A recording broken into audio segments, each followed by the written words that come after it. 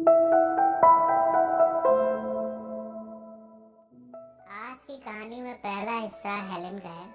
वो बालकनी में खड़ी अपने छोटे बच्चों ट्रेवर और स्टेसी को आपस में लड़ते हुए देख रही है। उसे तो एक पल की भी फुर्सत नहीं है। चारों बच्चों को संभालना, फिर जिंदगी की बाकी कॉम्प्लिकेशंस। वो इन सब विचारों में उलझी हुई थी कि इतने में नोआ यहाँ आ गया मार्टिन को ले जाने के लिए। वो तो चाहता है कि मार्टिन के पेट दर्द की प्रॉब्लम को किसी डॉक्टर से दिखाया जाए, पर हेलेन को ये बड़ी प्रॉब्लम नहीं लग रही। फिलहाल तो नोआ मार्टिन को अपने साथ बेसबॉल मैच दिखाने ले गया है। इसके बाद हेलेन और उसकी माँ मार्गारेट एक साथ निकले। कार में हेलेन ने अपनी माँ से पूछा, आपको क्या लगता है, आप दोनों का तलाक होगा? मार्गारेट ने कहा, फिलहाल तुम अपना देखो। जॉन ने हम सबको बुलाया है और वो प्रॉपर्टी के बारे में भला क्यों जानना चाहता है। हेलेन ने कहा, मैंने आपको बताया था इस बारे में। अब आप जॉन के पास चले, वहाँ डैड भी पहुँच गए हैं, फिर देखते हैं। ये मीटिंग दरअसल जॉन ने बुलाई है, हेलेन और नोआ के डिवोर्स केस में आगे की रणनीति बनाने के लिए। मीटिंग में ब्रूस एज यूजुअल पैसों की बात करने लगा। वो हर किसी को पैसों से खरीदना चाहता है। उसने जॉन से कहा, हम पैसे देकर जज को खरीद क्यों नहीं लेते, फिर उसे हमारे हक में फैसला देना ही पड़ेगा। जॉन ने कहा, पैसों से बात नहीं बनेगी।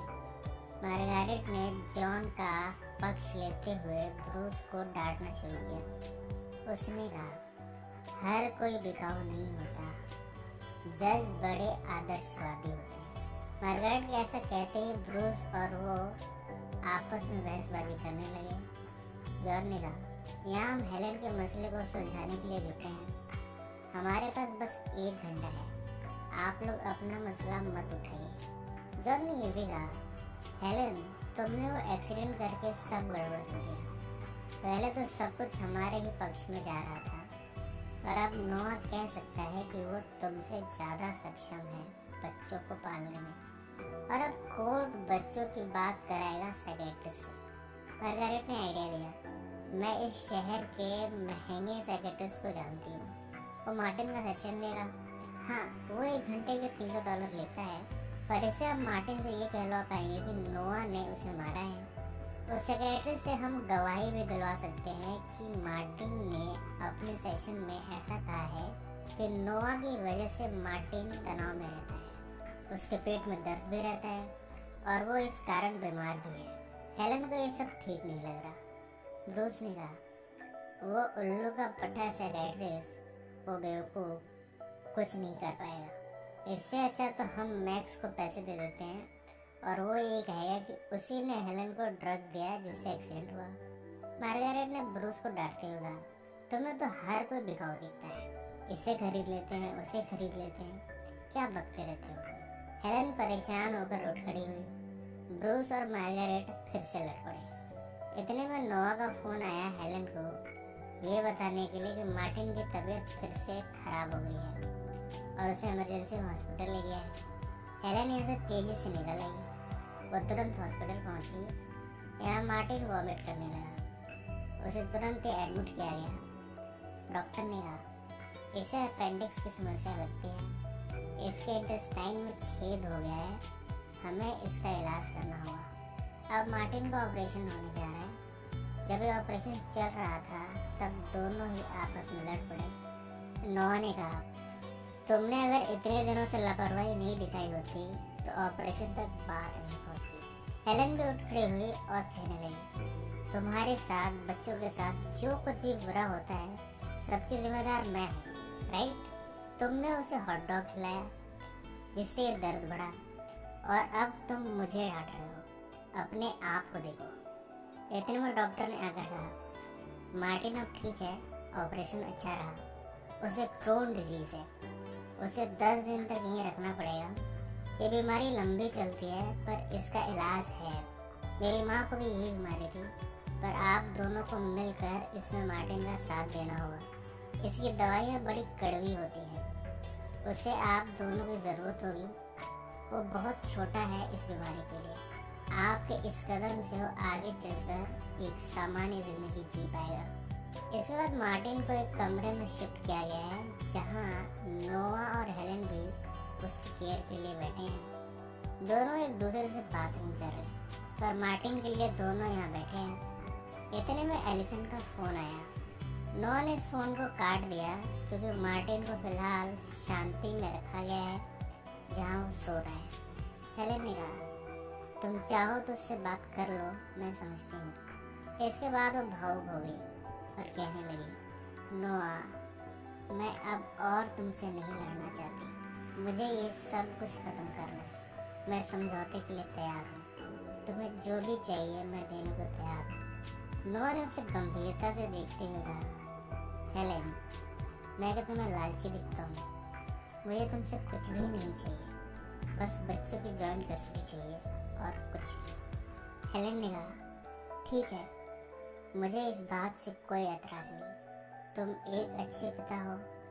आज तुमने मार्टिन के लिए जिस तरह से तड़प दिखाई, जैसे तुम एक के बाद एक डॉक्टर के पास दौड़ रहे थे, मैं समझ गई कि तुम्हारी ज़रूरत है इन बच्चों को। अब भला मैं तुमसे हक क्यों छीन लूं? नोआ ने भी ये सुनकर खुशी जाहिर की और हेलेन का शुक्रिया कहा। जब वो घर पहुंची तब मार्गारेट ने उसे पूछा, तो मार्टिन के साथ उस कमीने नोआ को छोड़ आई? इससे हमारा केस और वीक होगा। जज तो यही कहेगा कि नोआ ज़्यादा काबिल है बच्चों की देखरेख के लिए। पर तुम फिक्र मत करो, तुम्हारे पिता जज को खरीदने वाले हैं। हेलेन ने कहा, आप लोगों को किसी को भी खरीदने की जरूरत नहीं है। मैं उसे जॉइंट कस्टडी देने को राजी हूँ। मार्गारेट ने चौंकते हुए पूछा, तुम गलती कर रही हो, मुझे तो ये बिल्कुल भी पसंद नहीं।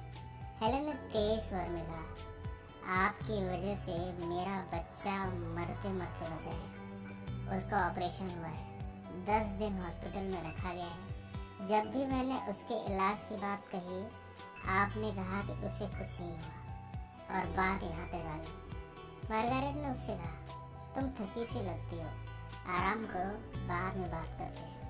पर हेलेन अपनी माँ को इसमें माफ़ करने के मूड में नहीं है। वो इतने पर भी नहीं रुकी। उसने आगे भी कहा, मेरी शादी टूट रही है, इसके जिम्मेदार भी आप ही हैं। आपकी शादी ठीक नहीं चल रही थी। आपने हमेशा नोआ को नीचा महसूस कराया और उसने मुझे छोड़ दिया। वो मुझसे प्यार करता था, पर आप दोनों ने उसे हमेशा नीचा दिखाया। उसे अच्छा महसूस करने ही नहीं दिया। कभी एक दामाद का दर्जा भी नहीं दिया। हमेशा गरीब ही था। आप दोनों को पैसों के अलावा कुछ भी नहीं दिखता। आपको लगता है सब कुछ पैसा है। अगर ऐसा है तो आप दोनों खुश क्यों नहीं हैं? आपने मेरी जिंदगी बर्बाद कर दी। अगर आप और यहाँ रही तो पता नहीं क्या क्या बर्बाद कर देंगे। आप ये घर छोड़कर चले जाइए, मैं आपको अपने घर से निकालती हूँ। मार्गारेट को अब हेलेन ने घर से निकाल दिया है। उसका सामान अब गाड़ी में रखा जा रहा है। जाते हुए मार्गारेट ने कहा, तुम्हारे पिता ने मुझे तलाक दे दिया है। ये कहकर वो कार में बैठ गई। अंदर आकर हेलेन ब्रिटनी को गले से लगाकर फूट फूट कर रोने लगी। वो जितना रिश्तों को समेटने की कोशिश करती है, उतनी ही बिगड़ते जा रहे हैं। उसे समझ नहीं आ रहा कि इनका कसूरवार वो किसे ठहराए, खुद को, अपने रिश्तों को या फिर अपनी किस्मत को। कहानी अब प्रेजेंट में आ चुकी है। पास्ट में तो नोआ का डिवोर्स वाला केस सेटल हो गया है, पर प्रेजेंट में उसके सामने एक केस और है। हेलेन इस सिलसिले में जॉन के पास पहुंची है। इस समय नोआ पर स्कॉटी के मर्डर का केस चल रहा है। वो जॉन से जानना चाहती है कि उसने नोआ को बचाने के संबंध में कोई सबूत पाया है या नहीं। जॉन ने कहा, मुझे एक शख्स मिला है जिसके पास ऐसा सबूत है जिससे नोआ बेकसूर साबित हो जाएगा। पर हेलेन ने कहा, पर क्या? उसे रकम चाहिए $1,00,000। हेलेन ने कुछ सोचकर कहा, नोआ अब मेरा पति नहीं है, पर वो मेरे बच्चों का बाप है। मैं उसे बचाने के लिए ये रकम देने को तैयार हूँ। ज़रूरत पड़ी तो मैं अपना घर भी बेच दूँगी, पर उसे बचाना आपकी जिम्मेदारी है। ऐसा कहकर वो चली गई। जॉन हेलेन को जाते हुए देखने लगा और मन ही मन नोआ के प्रति उसके प्यार की सराहना भी करने लगा। इसके बाद जॉन ने तुरंत ही ऑस्कर को फ़ोन लगाया। पिछले पार्ट में रेस्टोरेंट के अंदर ऑस्कर ने जॉन को कोई नोट दिया था। पर वो क्या था और ऑस्कर के पास ऐसा कौन सा सबूत है जिससे नोआ बेगुनाह साबित हो जाएगा, ये हमें आगे की कहानी में पता चलेगा। अब कहानी का दूसरा हिस्सा जिसमें नोआ की कहानी बयां होगी, आज वो अपने बच्चों के साथ है। यहाँ आज वो बाकी बच्चों के साथ मार्टिन का बर्थडे सेलिब्रेट कर रहा है। पूरा घर डेकोरेट हो चुका है, केक भी आ चुका है। जब वो घर आया हेलेन के साथ, तब सब छुप गए मार्टिन को सरप्राइज देने के लिए। उसके आते ही सबने उसे सरप्राइज किया। सबने साथ में बैठकर खाना खाया। जाते वक्त नोआ ने अपने बच्चों से प्रॉमिस करते हुए कहा, बहुत जल्द तुम्हें क्राउन हाइट्स में मेरा नया घर रहने को मिलेगा। बेटी ने पूछा, घर बड़ा तो है ना, कितने कमरे हैं? नोआ ने कहा, 2 बेडरूम है। इस पर उठने का जवाब था, नहीं चलेगा, इतने छोटे घर में हम नहीं आएंगे। नोआ ने उसे समझाने की कोशिश की। उसने कहा, तुम मेरी कंडीशन समझने की कोशिश करो, तुम सबसे बड़ी हो। इस पर हेलेन ने कहा, इस वीकेंड पर तुम इनसे इसी घर में मिल लेना, मैं अपनी सहेली के यहाँ चली जाऊंगी, इसमें क्या हर्ज है। नोआ इस बात पर मान गया और यहाँ से चला गया। अब वो खुशी खुशी एलिसन के पास जा रहा है, और हो भी क्यों ना। एक तो बच्चों की जॉइंट कस्टडी उसे बिना केस लड़े ही मिल गई। हेलेन ने इतनी संवेदनशीलता दिखा दी, और अब वो एलिसन को पूरा वक्त दे पाएगा। काफ़ी समय से वो उससे नहीं मिल पाया, उसकी कॉज में अटेंड नहीं कर पाया। अब वो उसके लिए फूल ले जा रहा है, पर उसे यहाँ एलिसन नहीं बल्कि उसकी माँ एथना मिली है। उन्होंने बताया कि वो बीच पर गई है नहाने के लिए। नोआ फूल लिए बीच पर पहुँचा है। वो बड़ा खुश है। खुशी वो एलिसन को पास के रेस्टोरेंट में खाना खिलाने ले गया है। यहाँ उसने कहा, अब सारी टेंशन खत्म, अब हम हमेशा साथ में रहेंगे। एलिसन ने बड़ी उत्सुकता से पूछा, वो कैसे? इस पर नोआ का जवाब था, हेलेन से तलाक हो गया और अब बिना केस लड़े ही बच्चों की जॉइंट कस्टडी मुझे मिल रही है। आई एम सॉरी, पिछले 10 दिनों में मैं तुमसे बात नहीं कर पाया। मैंने इन 10 दिनों में सिर्फ तुम्हारे बारे में सोचा है। मैं तुम्हें मिलकर सरप्राइज भी करना चाहता था। एलिसन ने खाते हुए खामोशी भरी आवाज में कहा, अच्छी बात है, अब तो तुम्हारी सारी दिक्कतें खत्म हो गई, पर ताजुब है कि तुमने मुझे इतने दिनों में एक फ़ोन भी नहीं किया। इस पर नोआ का जवाब था, मैं हमारे लिए तो गया था, हमारे लिए तो मैं रास्ता तलाश कर रहा था, और अब जब सब ठीक हो गया है तब तुम मुझसे खफा हो। एलिसन ने गुस्से में कहा, मैंने तुम्हारी किताब पढ़ी है, वैसे तुमने अच्छा लिखा है मेरे बारे में, मैं सिर्फ एक जिस्मानी संबंध बनाने की चीज़ हूँ, है ना? मैंने और भी शब्द पढ़े, तुमने मेरी नरम छातियों के बारे में, मेरे पुट्ठों के बारे में, मेरे जीभ के बारे में इतनी अश्लीलता से लिखे हैं। नोआ ने कहा, एलिसन तुम गलत समझ रही हो, मैं तुम्हारी इंसल्ट नहीं करना चाहता था। इस किताब को पूरा पढ़ो तब समझ पाओगी, ऐसे तुम समझ ही नहीं पाओगी। एलिसन ने कहा, नहीं, अब मुझे कुछ पढ़ना भी नहीं है, तुमने ठीक ही तो लिखा है, मैं सिर्फ मर्दों से संबंध बनाने की भूखी हूँ। मैं तुमसे यूँ मिली, तुमसे रिश्ता बनाया, तुमने सोचा कि मैं तो इजीली अवेलेबल लड़की हूँ। नोआ ने उसे समझाने की कोशिश की, पर एलिसन के दिमाग से वो शब्द नहीं निकल पा रहे जिन्हें उसने नोआ की किताब में अपने बारे में पढ़े हैं। नोआ ने बातों की दिशा बदलने के क्रम में कहा, मैंने क्राउन हाइट्स में वो 2 बेडरूम वाला घर ले लिया है, अब हमें वहाँ के लिए निकलना चाहिए। एलिसन का जवाब था, अभी मैं योगा टीचर बनने के लिए यहाँ ट्रेनिंग ले रही हूँ, और तुम भी मेरे साथ कुछ दिन यहीं पर रह लो, तब तक मैं सीख भी लूँगी। इसके बाद एलिसन अपनी क्लास लेने में मशगूल हो गई, जबकि नोआ बाहर बैठा अपनी राइटिंग का काम करने लगा। इतने में एलिसन की माँ एथना यहाँ आ गई। उनका काम है लोगों को इंडियन फिलोसफी के हिसाब से 7 चक्रों के बारे में जागरूक बनाना, उनके टेंशन को दूर करना। उन्होंने इंसान के 7 चक्रों जैसे मूलाधार चक्र या फिर कह लीजिए कुंडलिनी चक्र, इस पर अच्छी खासी स्टडी की है। अब वो नोआ के साथ भी इस थेरेपी के जरिए उसकी कुंडलिनी चक्र पर काम कर रही है।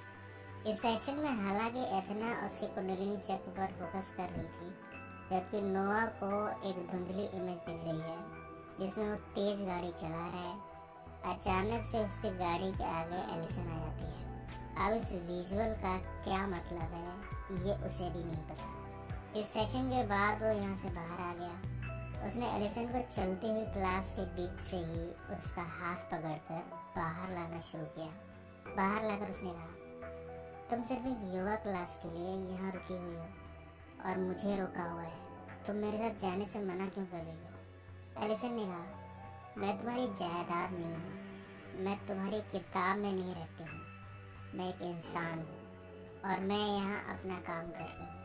थोड़ी खामोशी के बाद एलिसन ने कहा, मैं प्रेग्नेंट हूँ। ये सुनकर नोआ के चेहरे के भाव बदल गए हैं।